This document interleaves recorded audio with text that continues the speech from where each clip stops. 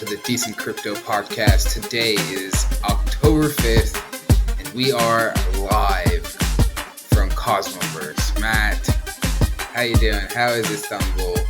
Istanbul is beautiful. What a cool city.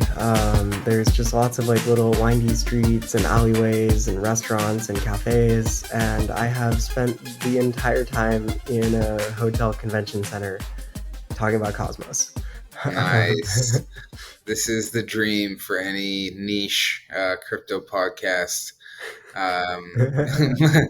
Yes, we've had 3 straight days of content ready to download onto the listeners. Yes, exactly. Just ignore all the cool stuff in the city, sit in the hotel, do some podcasts. Yeah, this is great. This is our third episode on Cosmos, easily a record. Our other two are two of our top listened to episodes ever, which is both shocking and quite cool, I would say. I guess our listeners love Cosmos. So yeah, Matt, what's the buzz like in the air? I mean, well, first, I think we did a 6-parter on the merge. Oh wait, yeah, so you're right. You're right. I totally spaced on that one. The buzz. It's complicated. Cosmos is very complicated. So I guess I'll kind of give like the breakdown of just like a few of the major things that happened this week. So the first is kind of like the state of the world with the Cosmos Hub. So the Cosmos Hub is like there was one talk last year where they compared it to like being on a cross, and it's time to get the hub down from the cross and stop crucifying it, and maybe try to drive some value to the hub. So the hub is the chain that sort of like started the Cosmos vision, right? And it wasn't really useful for anything. There have been a couple of attempts to drive some utility. There was a DEX that got built and deployed to the hub, and then later stripped out from the hub. Um, and so it was going to be the liquidity hub, and then it wasn't. This is where like the Atom token lives. Uh, but the hub is kind of in an interesting state of affairs right now. So they just launched ICS, Interchain Security. So they did this with a blockchain called Neutron, um, and Neutron became kind of like the first ICS chain. So this means that hub validators are also validating the Neutron chain. And Neutron's a bit of like a Cosmos darling at this point. Everyone's excited about it. It represents the potential, interchain security future. And people talk about it as like the Atom Economic Zone, the AEZ. And the AEZ, the vision is someday this will be more than just like the hub and Neutron. It'll be all sorts of other chains in addition. Um, so what's new with the hub? So a couple of things. The first one is we're kind of marching toward progress on the Atom 2.0 vision. Now the Cosmos community is so like individualistic, or that's maybe not even the right word. It's so hard to get them to agree on anything that they actually didn't even ever agree on the Atom 2.0 white paper. Yeah, They I was gonna say, what is that vision that you just mentioned? Like, what is Cosmos 2.0? Like, what does it entail? And I know there's like a tokenomic upgrade. There's like a bunch of stuff in the actual kind of like interchain security model. Like, what exactly are we talking about here? So yeah, there were kind of like 4 core components, and you can go back to the Atom 2.0 white paper, or sorry, deep dive that we did roughly this time last year. Um, but the first one is interchain security. So that one got built and launched, and this is kind of a big deal because this is also eventually the vision for the Optimism ecosystem as well. They call it the super chain, where you basically have like one set of validators that's validating a whole bunch of chains in parallel. Um, so ICS got built, which is remarkable that like they managed to ship that because the Optimism superchain is still very much a vision. And also the Optimism superchain requires like heavy conformity on the constituent chains. so that the validators know like what they're validating is like legit and they're not going to get slashed for no reason. Um, but with ICS, there's a lot more customizability enabled, right? So they shipped ICS, they got Neutron in, and now they're looking at kind of like the second core component, which is this notion of like the interchain scheduler. So when you have one validator that's producing a block for several chains at the same time, you can have kind of like a mega block, right? So you can have Neutron producing block one and the hub producing block one and then every other chain producing block one all at the same time, and then you can have the next block for all of the different chains at the same time. And what this allows you to do is something they call atomic IBC. So IBC is inter blockchain communication. It's mostly used for bridging, right? um, but with atomic IBC you can actually have several transactions guaranteed to execute all in the same order, right? Like at the same time, effectively. So the way that you kind of envision this is you have this mega block, right? And at the start of the mega block, you break it down into like atomic chunks. So a chunk might involve bridging an asset from here to there as one transaction, and then in the next transaction, swapping the asset on this chain, and then the third transaction might be bridging it out to this other chain. And like this is important because if you like want to prevent cross-chain MEV, you need to make sure that the bridge and the swap happen effectively in the same transaction. So this vision of atomic IBC is like I can submit transactions on multiple chains and they're guaranteed to execute sequentially without anything else in between. Um, Okay, I and, see. and so you'll have like standard transactions where it's like you can have however many on chain A and however many on chain B and however many on chain C, and the ordering of them doesn't matter. But then you also have these atomic chunks where you have like more complex, like multi-chain transactions happening. Um, so I think that one's still under development, but generally people are pretty bullish on it. I don't know if they're going to use like a scheduler the way that they were planning to, because originally they were going to have a full-on scheduler that was going to auction off block space. It was going to auction Okay, them as interesting. NFTs, which is kind of sick, right? Wow, yeah, yeah, huh. Um, but I think like that was always overcomplicated, and now I think people are talking about just building it straight into the hub to begin with.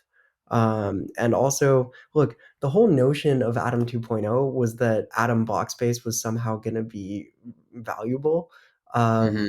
and we haven't seen that play out yet. And so, the idea of having to auctioning off blocks, like it only holds when there's someone that's willing to pay for the block, right? And so it makes a lot more sense to just kind of build this into the hub as more of like a native primitive, where in the interchain security world, like in the Atom economic zone, you can submit multiple kinds of transactions. It can be single chain transactions, it can be parallel transactions where like you need these two transactions to happen at the same time on the different blocks, or it can be like sequential transactions where you need them to occur in a certain order. Um, so that's the atomic IBC vision. It's pretty crazy, right?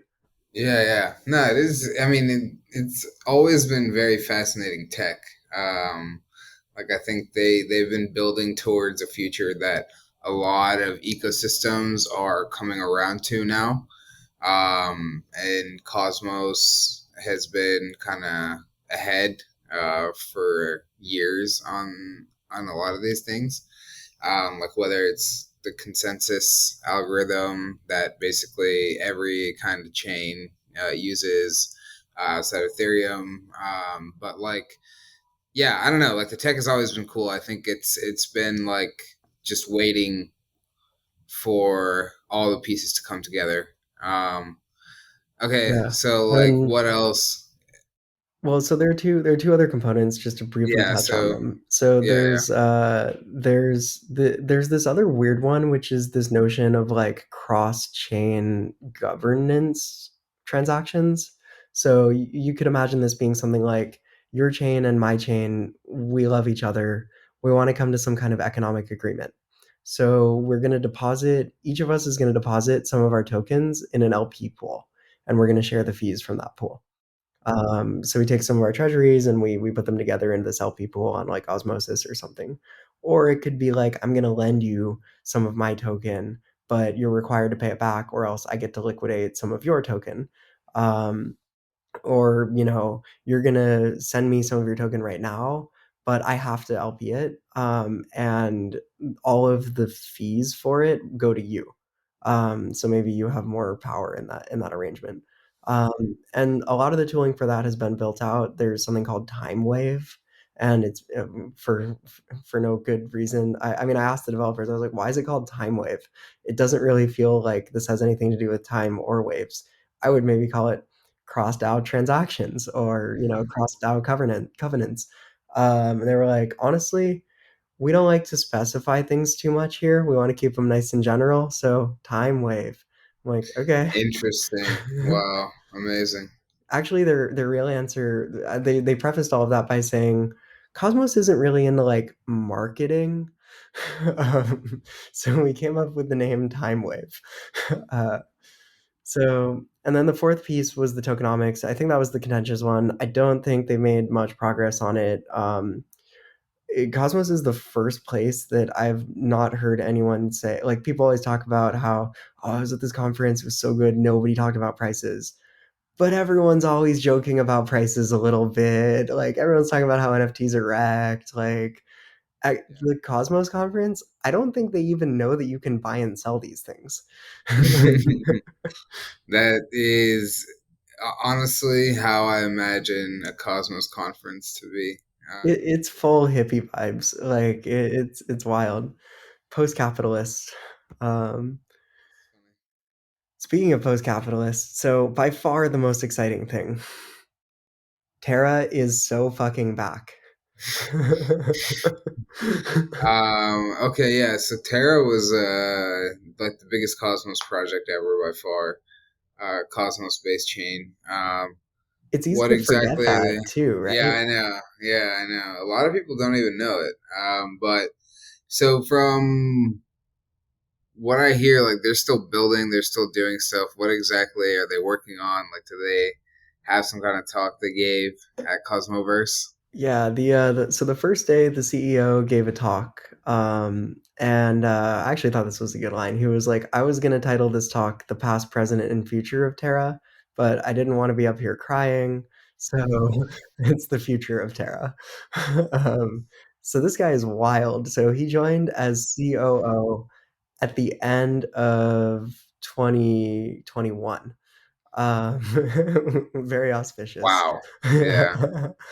And he was COO for a little while, and then I don't know exactly what happened in the middle, but he took over as CEO about 6 months ago.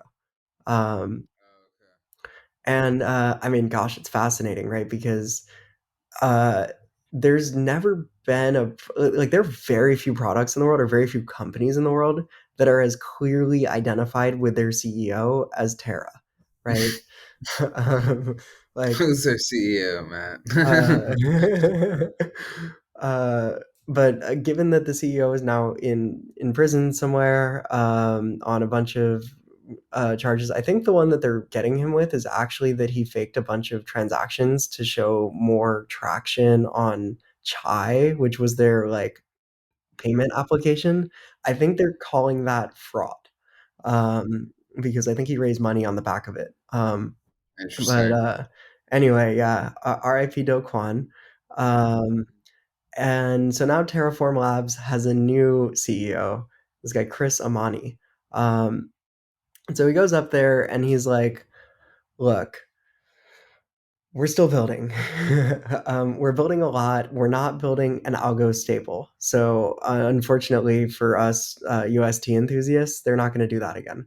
Um, and honestly, I that's the most bearish thing he said, right? Like, we all want them to run it back, right? Maybe Luna Classic will have that. I mean, if anybody has the domain expertise, it's the people that ran Luna. I mean, okay, so you got to remember when everything went to shit, the Terra blockchain halted for a bit, and then the community was like, "We're gonna revive this as Luna Classic." And then other community members, including Terraform Labs, were like, no, this needs to be a new thing. It'll be effectively Luna 2.0. And because it had the backing of Terraform Labs, most people started calling that one just Luna, and then the other one is Luna Classic. Um, to give you some notion of how little money is in the Cosmos ecosystem, Luna Classic is like the fifth biggest asset in the entire Cosmos ecosystem.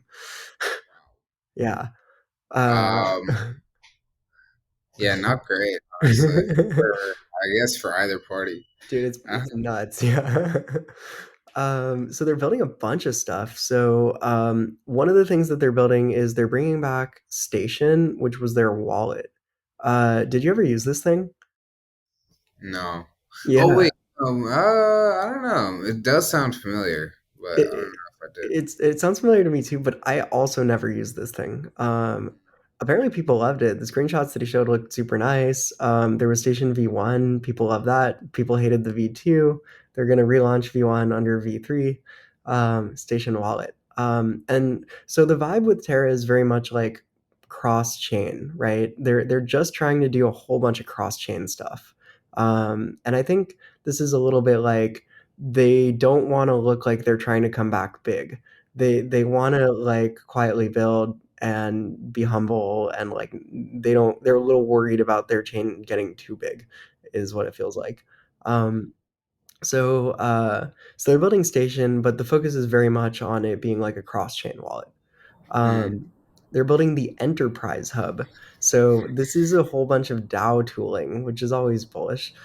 um, uh, and it's like lots of interesting tools. So like there's Enterprise DAO, which I think handles things like governance. There's Enterprise Treasury, which is like Gnosis Safe. There's like payments. So if you're a DAO and you want to pay your contributors, you can run your payroll like fully on chain without like having to centralize anything, which is kind of cool. Gotcha. Hmm. And then there's like a job marketplace. They're calling it Enterprise Labor. Um, and all of these are sort of connected through the enterprise hub, which is like extensible and community members can contribute or whatever. Um, in addition, they're building Warp. So this is an automation tool for Web3 protocols. So effectively, like a lot of DAOs right now, they run like their processes on like bots on centralized servers. Nobody likes that, especially not the Cosmos people. And so this is a way to have like on-chain automation. And kind of the Mm, way you do this is through something called a keeper network, where you specify the criteria. Chainlink has something like this too. You specify the criteria for like, okay, I will pay one Luna to whoever runs this job at this time, but I won't pay it if it's before this time, and if it's more than 10 minutes after this time, I won't pay it either. And then people are kind of constantly watching on chain to see like what contract calls need to be done so that they can get paid their reward. Um, I see. Hmm. so then they have Foundation, which is like a decentralized infrastructure network. So it's effectively they were like, look, man, when we were building Station, we had all these issues trying to get like on-chain data. So then we built out the tooling to have like decentralized data providers, and then we were like, we might as Mm, well just run this. And this is kind of sick. So if you launch your app on Luna, or sorry, on Terra, they will give this to you for free because it's not that much overhead to like have RPCs running on one yeah. chain for one app versus on that same chain for multiple apps. Hmm. So that's one incentive as a developer to launch on Terra. I can't believe I'm saying this. Uh, that's funny. um, Okay. they have Alliance. So this is an open source Cosmos SDK module. So Cosmos apps, like Cosmos app chains, are built in modules. So there's like a governance module, there's a bank module, and it controls like tokens. There's like a whole bunch of other IBC, I think, lives as a module. Um, and so this is a module you can add on, and it basically allows you to redirect your staking rewards to other parties. So uh, to get creative, maybe people that hold your stable coin, um, or maybe, you know, LPs, right? Other DAOs Yeah, that yeah. kind of like incentivize. Interesting. I can see where you're going with that. Yeah, yeah. That's funny. Um, so anyway, this is just like you can redirect staking rewards wherever you want. It's kind of the idea. Okay. Uh, Got it. then they have Jax. Now, I freaking love Jax. Jax is JavaScript smart contracts. You can compile Mm. your JavaScript down to WASM, I guess. And I here's why I love this. I love this because it is loud subversion of this other Cosmos project called Agoric. So Yeah. Agoric is like very Professor Coin vibes. There's this dude, he like portrays himself as being professorial and knowledgeable. And their whole pitch is like there's 10 trillion JavaScript developers out there, but there's only 9,000, you know, Web3 developers. Mm-hmm. It must be the language, and like it's obviously not the like any developer like worth their weight in salt. I definitely mixed two metaphors there, or two Yeah. different things. Any developer worth even like thinking about will learn the fucking language, especially when Yeah. it's for smart contracts, right? Because like smart contracts are meant to be as simple as possible. A, because of security, B, because of gas, right? So like simplicity is everything in smart contracts. Right. Um, it saves you hassle, it saves you sweating in the middle of the night over whether it's secure, it saves you fucking money on like audits, right? Yeah, Uh, and so I'm assuming that a JavaScript based smart contract is gonna be like twice as expensive to run, and it's just gonna cost everybody way more in gas every time they want to call that. it's possible. I mean, look, gas in Cosmos is kind of like not expensive, right? Because you can always just spin up another chain and, you know, tweak your parameters. But and also because there's never any demand for block space, am I right? I mean, that is true. Also, yeah. um, but also like look, I think this is a great idea. Someone should build it. Agoric built it. They've had it built for like fucking years now, and nobody has ever used this thing. And every year at Cosmoverse, they show up and give the same speech about how. 'Cause I watched last year's talks too in preparation. Um, it's the same fucking speech about how there's 9 trillion JavaScript developers, there's no smart contract developers, like it must be the JavaScript, and like the fucking chain is up and running, people are validating it, like you can write your smart contracts in JavaScript if you want, but that's not like at what point do you pivot your strategy and stop like saying things that are just so broadly agreeable platitudes, right? Like, wow, it would be great to have more devs in Web3. Cool, man. Like, uh, I think Terra stands a good chance here to become by far the biggest JavaScript smart contract platform. And I love that it's just going to leapfrog these people that have been showing up on stage and patting themselves on the back for making the world a better place by creating more Web3 developers. Like, uh, also the dude, total dick. We'll never have him on the podcast. Don't worry. This guy Dean, fucking like he like walks up at a like networking thing. It's normal at a networking thing to be like, "Hey guys, you mind if I join the conversation?" Right? Or to be like, "Hey, how's it going? I'm Matt." Right? He just fucking shows up in like a very entitled way and starts judging what you're saying and trying to That's annoying. issue I hate those criticism kind of shit. people. It's like, bro, like the whole point of going to these things is that we can all be friends, right? And so I left the circle immediately as soon as the guy showed up. I'm telling you, bad vibes. I don't know what is going on, but something is wrong there. And when it's discovered, this podcast will be like a really fun one to rewind to. Um, Anyway, they're also building Terra's also building a decentralized ID, like, reputation protocol, and they're building, like, a decentralized marketplace builder, so they're, like they have, like, a labor marketplace for DAOs to hire people to do shit. They're like, "Well, we built the marketplace software, we might as well, like, templatize it so you can have open source Shopify on chain," basically. Mm, Um, interesting. and allegedly, so they have, like, 8 or 9 things that they talked about. Allegedly, they have, like, 10 or 20 more in the queue. Uh, And how successful are these projects? Like, is anybody using them? I don't think they've launched yet. But this is like, I mean, this was kind of like a coming out presentation for TFL, right? I think they've been largely quiet since everything happened. Um, I talked to a couple of the devs. They're really good. They know their stuff. Very friendly. Uh, Yeah, yeah. I think everyone, like, at this point, if you're working at Terraform Labs, you must have the best disposition in the world. Like, you just gotta be, like, someone that's happy waking up every day to decentralize shit and just, like, work on crypto projects. Like Yeah. You just all you want in life is to decentralize things. Okay, cool. So that's a lot about Terra. What else is going on just in the Cosmos ecosystem in general? Like we talked about kind of where everything is at with um, Atom 2.0.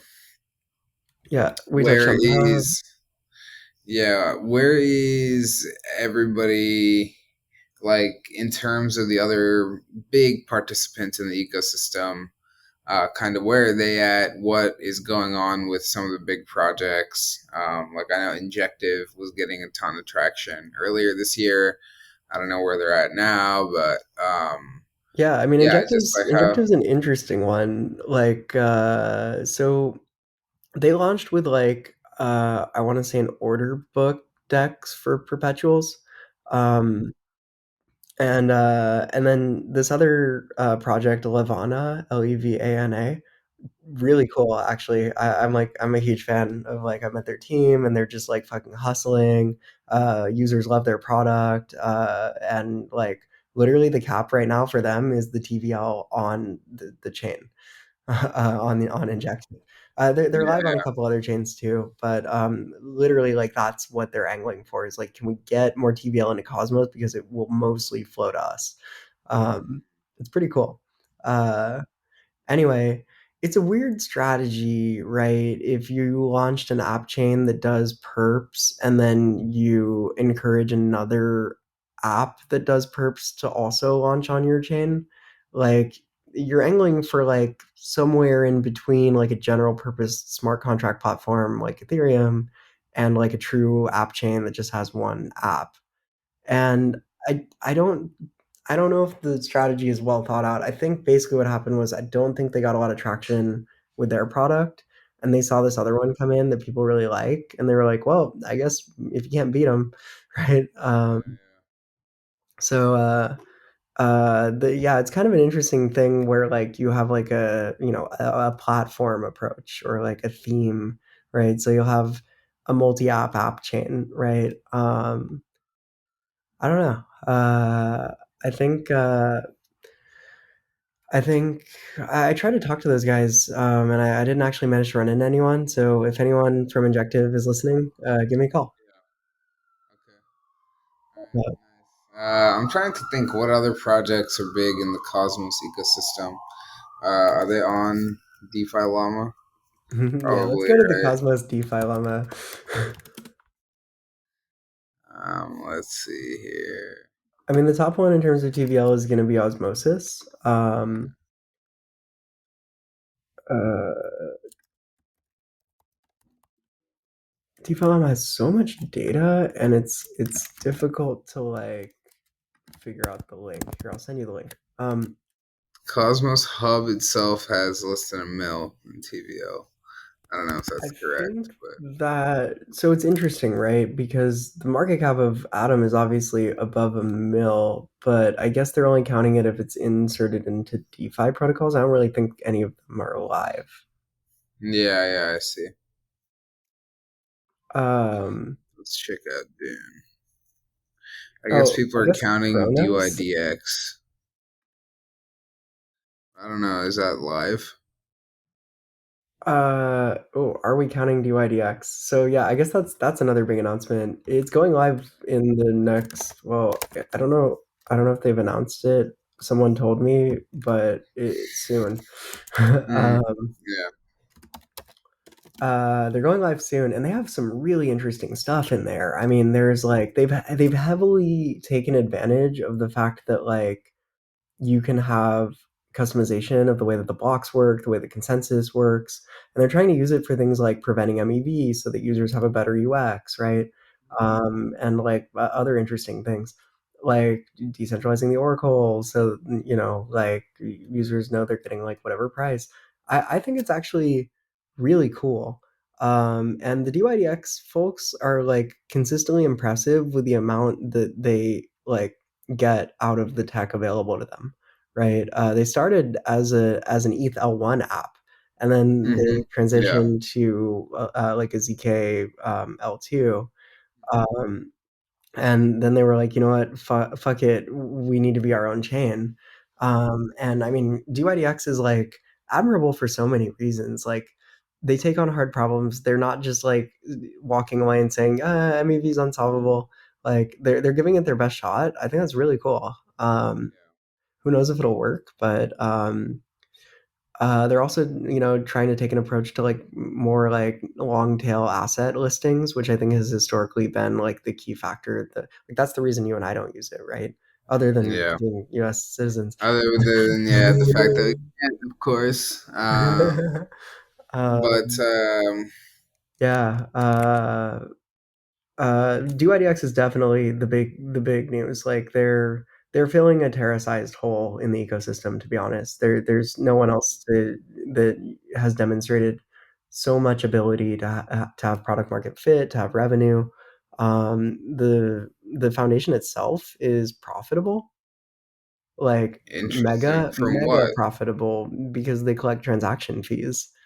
From Um, all other chains.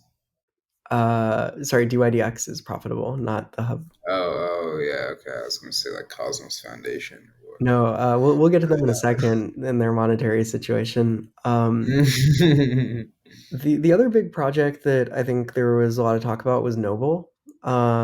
So Mm, Noble is like envisioning itself. So they have a partnership with Circle, right? And they're going to be the USDC chain. So if you think about the Cosmos like network topology, you can have one chain that issues USDC because you have IBC, right? And you can bridge it like pretty easily to and from other chains. Now there are trust assumptions there. IBC has kind of a problem where like if you bridge from A to B versus A to C to B, those are two different assets because the one bridged A to C to B has trust assumptions on the validator set on chain C, which is like really fucked with. I think I don't know if it's fucked with things too much because most of the assets just live on osmosis, but it fucks with the user experience, right? Because you always have to be really careful not to like bridge the wrong thing, and then you have to bridge back. Um, so, and it's also not fun to even have to think about. And especially as a developer, you don't want to be thinking about like, is this a fungible version of USDC or not, right? Um, but it is cool that they have native USDC. I've always said that like Circle is the best bridge, right? And now Circle is operating a bridge to Noble. yeah, that's fine. They went live, I think, a couple days ago. Mm, I wonder what their TVL is. mm, Is it tracked on here even? Maybe not yet. Um, let's see. uh, Okay, interesting. And then there's Kanto. Osmosis. Oh yeah, Kanto is a yeah. I forgot. They have a big push on real world assets. Um, Osmosis, I don't think they really announced any new like changes or updates, but it's a good product. Like, I've actually only used it once and I forgot how smooth the UX was. And they came out with some really cool ideas. So they're doing something kind of similar to account abstraction, but like where you have an account that basically primarily lives on Osmosis, and then you can have like weird account abstraction kinds of like arbitrary things that allow you to interact with other chains using that account. So, I might want to have like Face ID plus a password in order to like send a transaction on this chain. But to send a transaction on this other chain where I don't have as many assets or whatever, I might only require Face ID, or I might only require like a 4-digit passcode, or whatever. So they rolled out like a pretty modular smart accounts framework. I thought that was pretty cool. Sunny from Osmosis is just a really fantastic speaker. Like listening to him is really fun and engaging and exciting. Um, but yeah, so because they rolled out the smart account thing, the meme going around Cosmos Twitter right now is uh, what? How does this smart account thing work? It's like, bro, you just trust Sunny. It's easy. That's funny. Um, Um, so okay. I guess those are kind of like the major things. There was a little talk actually about Secret Network, which is really Oh interesting. yeah, wow. Dude, I went to a random barbecue this weekend and the guy was wearing a secret network hat. Uh, That's cool. yeah, Um, I was shook. Secret Network is such a weird one because, like, okay, so in Ethereum, right?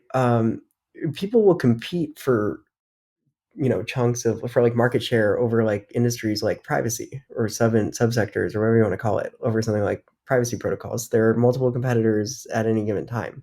There's Aztec, there's Railgun, there's like probably three or four others that I don't even know about. Um, and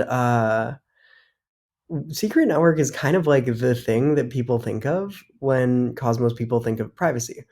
And like, I don't think I guess there's like one or two new competitors. One of them, I can't remember the name, but they passed out t-shirts or something. And so everyone was wearing them. Cosmos people can't afford shirts right now. um, neither can we. But uh, yeah, it's just kind of interesting when you have a conversation with people in the Cosmos ecosystem and someone brings up like, "Oh, I have this thing that I'm working on." They're like, "Oh, what about privacy?" And someone's like, "Oh, you should use Secret Network." It's like they must have just like rubbed everybody the right way and everyone's like, "That's cool. Like Secret Network is a really cool piece of tech." And I'm just gonna like shill their product and not try to build a competitor. It's like a really interesting vibe. It came up in like three or four conversations. Every time privacy got mentioned, Secret Network got mentioned. Yeah, I guess nobody else is really trying to solve that problem at all. Um, I don't know. A lot of people have also told me Secret Network's model is not truly private. Um, maybe that's a deep dive we need to do. But yeah. Okay. Yeah. So I mean, like, I guess what did you hear exactly about Secret Network? Um, It, outside of just hearing it come up in conversation. that was the part that surprised me. Like I hadn't talked about Secret Network in years, a year or more. Yeah, at Um, least maybe 2 years. and it's actually front of mind enough for people in the Cosmos community to bring it up in conversation. I just thought that was really interesting. Hmm. Um, Yeah, I mean, I guess they just have nothing else going on. yeah, I mean, oh no, they have a lot going on because let's dissect the Cosmos culture. um, Okay, let's talk about the Cosmos culture. the Cosmos culture, the best description I can give is it is middle school drama. It's not even high Nice, school drama. It's middle nice. school drama. Um, so Cosmos is like just a very dramatic place. I think there's a couple of reasons for this, right? Like, first, obviously, any place with drama will self-select for people that enjoy drama.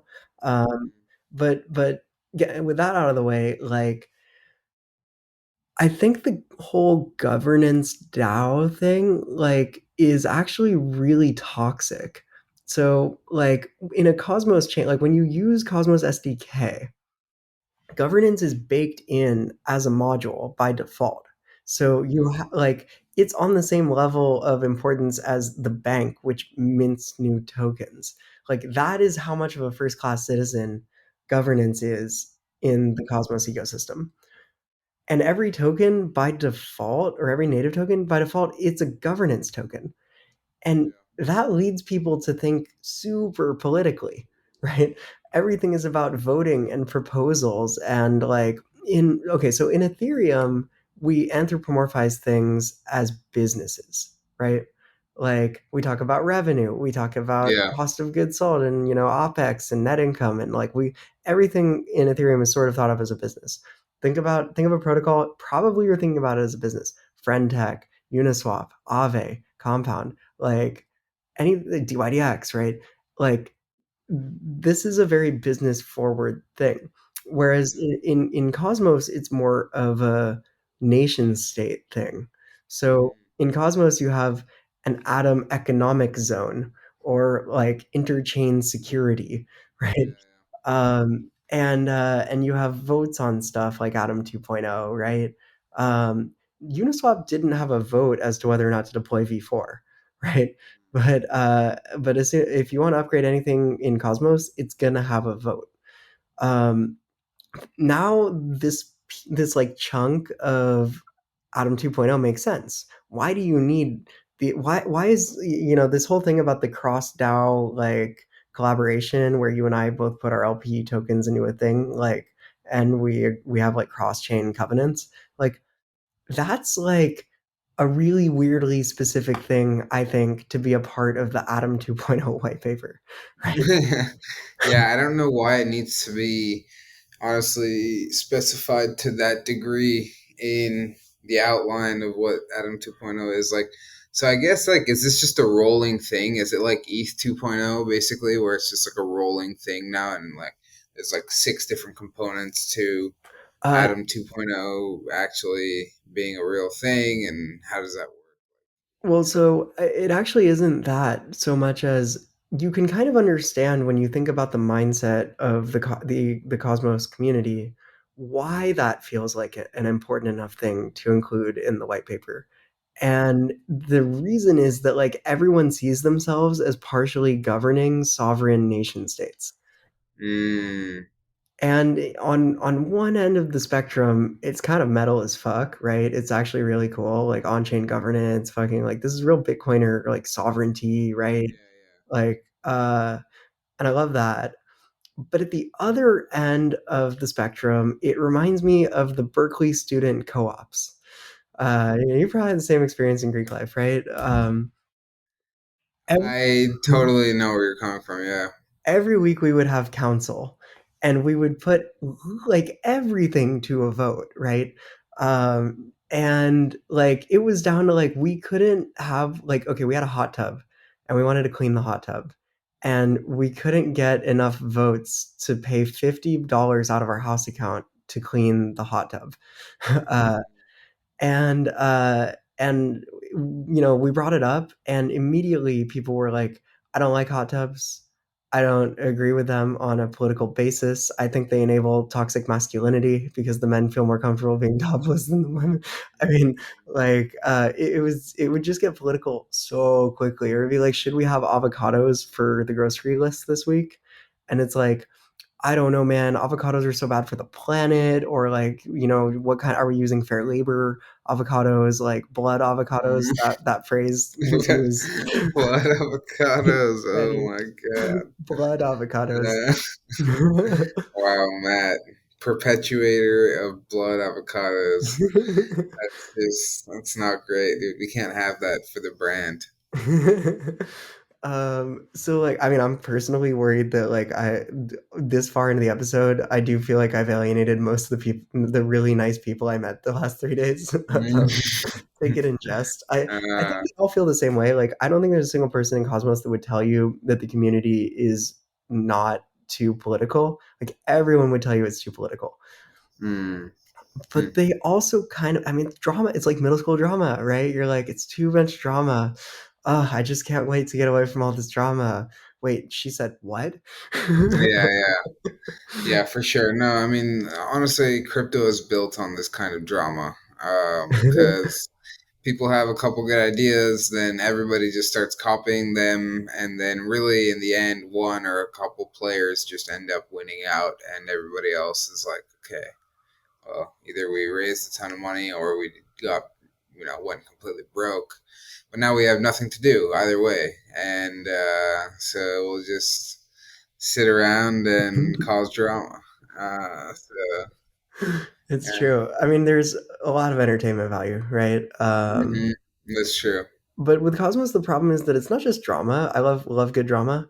It's politics. It's fucking politics, Mm, and that's mm, a huge pain. And so there's this interesting thing that happens in Cosmos where like the Interchain Foundation. So the Interchain Foundation like is basically the Ethereum Foundation of Cosmos, right? They have a lot of money. So they raised money, I think, in Bitcoin and ETH. And if you like donated to the Interchain Foundation upon its inception, you were given a certain amount of Matic as a result. mm. Or sorry, not Matic, Atom as a result. Um, and they have $283 million worth of assets under their control, 25 people. Um, and like you might think, yeah, Matt, that's all Atom, right? But actually, only 100 million of it is in Atom. Uh, Wow. 85 million is in other crypto, including Bitcoin and ETH, and then 98 million is in fiat. um, Wow. and their annual run rate is about 40 to 50 million is what they spent more money last year than the Ethereum Foundation. That um, is insane. and I don't think you can say that they got much out of it, but maybe we have yet to see. But the the interesting thing about it is, so for a while everyone was working at Tendermint, right? And that was like the sort of like major employer in the Cosmos ecosystem, like the behind the hub and all this other stuff. Um, and then this dude Jay was just so difficult to work with, that like, and I think it's kind of sad. I think he had like issues with drugs, and like people like when I talk to people about it, they're like simultaneously traumatized but also worried for him, but they're not going back, right? um, so a lot of teams just up and quit. Like a lot of people just mass exodus Tendermint, and they formed these like third party contractor organizations. I think Informal Systems is probably the biggest one. Um, and there's like dozens of people at these things, and they perform contract work for the hub. Um, so the hub they'll submit a proposal. I want to build a liquid staking something. Pay me for it, right? It's kind of like the Berkeley student co-ops. Uh, and there's 25 people out there that decide whether or not you get millions of dollars, right? And there's not honestly that many people looking to build for the hub. So I met like three or four people, and they described what their company does to me as working on the hub. Uh, Oh yeah, my lord! like there's one guy Wow. who like his company handles more of like building out the test net version of the hub. There's other people that just built ICS. There's other people that are working on this like cross DAO like shenanigans. Um, and it's like it's kind of an interesting thing that like as it gets like there's a lot of money at stake here. Everybody kind of wants a piece, but they can't really work within this one large organization because there's so much politics involved. Um, and it's better to like if you look at who's building for the hub, it's not really DAOs. It might be like off-chain equivalents, like one like Informal is like a co-op, right? Where it's like employee owned and all that, but it's not really DAOs so much. And I think there's like something interesting to that like these people were in this DAO and then they decided it would be more effective, profitable, easier, happier to leave, start a company with like nine of the people that they work most closely with, and solicit the DAO for grants. Yeah. Hmm. Yeah. This guy must suck. Um. Yeah, Jay's like a handful, man. People who have worked with him, like I was talking to one guy and this girl comes up and she's like, "Oh my god, how are you? I haven't seen you in so long." Big hug, like, they really care for each other because there's a lot of shared trauma. Mm, Trauma bonding. yeah, trauma bonding. Wow. Well, you got 2 more days of enjoying the trauma bonding session. Dude, the Uh, next 2 days are for building. The next few days are for the hackathon. But I would like to give a one more piece on of just like insight on how freaking political Cosmos is. So the last day of the conference, I like go back to my room and take a nap because I'm super jet lagged, right? I come back from and people have finally started to wind down. The only people still left in the networking area are the ones smoking cigarettes in the smoking section. And I go back to my room, take a little nap, come back, and everyone's a buzz. And I'm like, what? What's going on? And someone's like, did you hear the big announcement? And I'm like, what? They're burning all the atom, right? Finally. And they're like, no, no, no, no, no, no. Way bigger. Okay. uh, there's this chain called Stride, and they do like liquid staking. And they've submitted a proposal to the hub to acquire them. So the first like DAO M&A in the Cosmos space, and this is possible because they have this weird DAO cross chain agreement thing. Um, and I was just like, my reaction was yours. Wow. Yeah, it's like okay, great, Cool. nice, I'm glad you guys are hyped super over this. cool. Yeah, yeah. Um, and dude, like Cosmos Twitter, very interesting place. Bit of an echo chamber would be an understatement. Everyone's tweeting Mm, about it. They're like, "Wow, the world's first like DAO M&A." uh, mm. I think they're forgetting about the Ferrari DAO merger, which left both of Oh the yeah, tokens yeah, worthless. yeah. I was gonna say not a great example for them to go after, but Yeah. huh, yeah. The only other thing I have to say about Cosmos, I thought this was so actually really interesting. Almost like half, if not more, of the booths in the like shill zone Mm-hmm. were for validator companies. Hmm. Isn't that interesting? Interesting. Like you might be used to seeing a Lido or like a Figment or like a Chorus One having a booth at like an Ethereum conference. But fully, there are easily like 20 companies providing validator services in the Cosmos ecosystem. And is that basically for, if you want to spin up your own chain using Cosmos, like you need some kind of validator set? Yeah, you Um, need a validator set, and then the validators they make money by getting delegations. mm, And because there are so many chains, it it in a bull market it's super profitable. mm-hmm. Like talking to people that were validating osmosis back in the day. You want to see a sad chart? Look at the DeFi Llama osmosis chart. I mean, Yeah, it's it is not looking great. unbelievable. Um, like it's not like the typical chart in crypto where it pumps and then it's long road to zero. This thing is more Yeah, of a like what do you call them, like a it's like, mesa in the desert, you know? yeah, Um, this thing is like on top of the world in April, and then basically at zero in like May. yeah, like it was a sharp drop off. But I mean, there was a time when on paper people were making so much money validating osmosis. Like the people I talk to are like, shit, man, we were making like thousands and thousands of dollars a day, like a day, just by validating.